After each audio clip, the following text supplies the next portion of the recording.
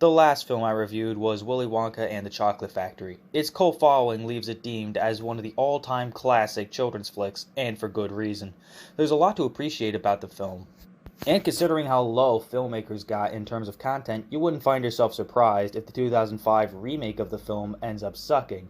The film's title this time around is Charlie and the Chocolate Factory, actually taking its name from the book that both films were based on.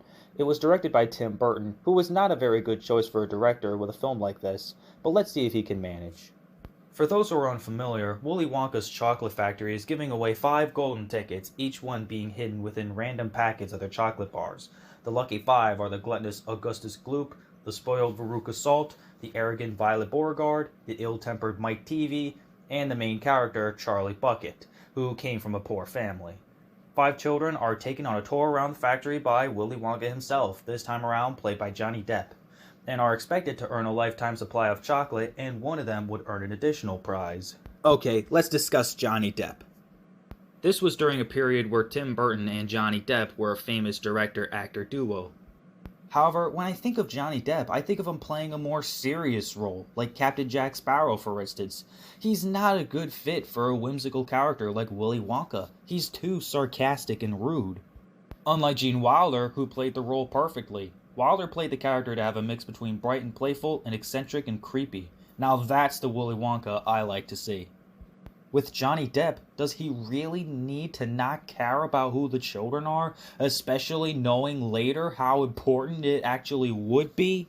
Doesn't that contribute to the whole reason he is giving out the golden tickets?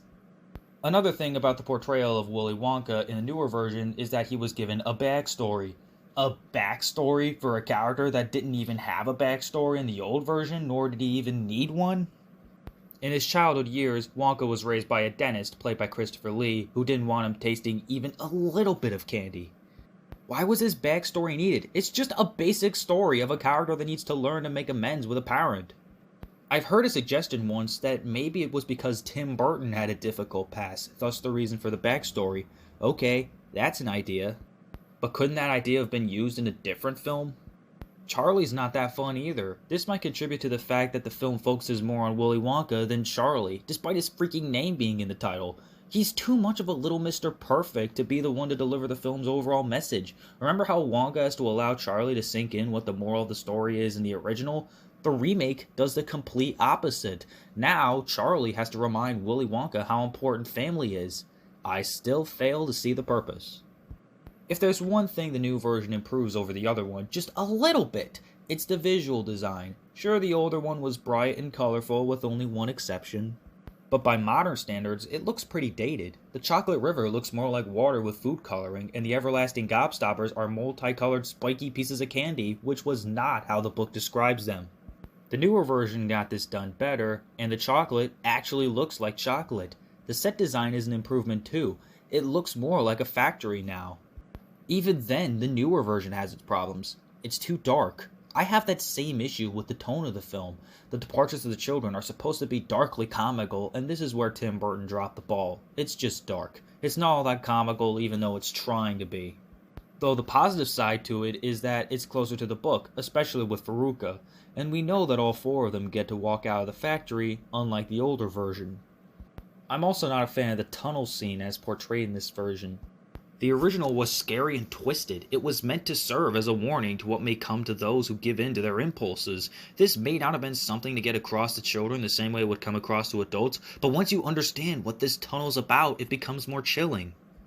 In this version, since it's from the mid-2000s, it's more like a roller coaster ride. I'm surprised that Universal Studios hasn't done something like this. Yes, I'm aware that this film is property of Warner Brothers, but Warner Brothers also made the Harry Potter films, which got their own attraction at the Universal Studios theme park.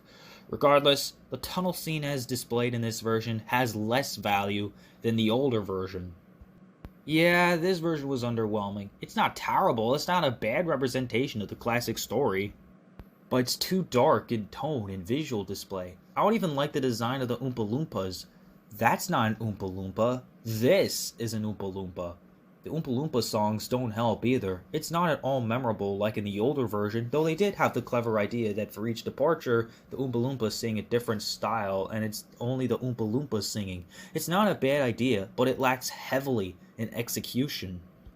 Same with the rest of the movie. It's not a terrible movie, but considering that Tim Burton directs and Johnny Depp stars, it's hard not to expect a disappointment.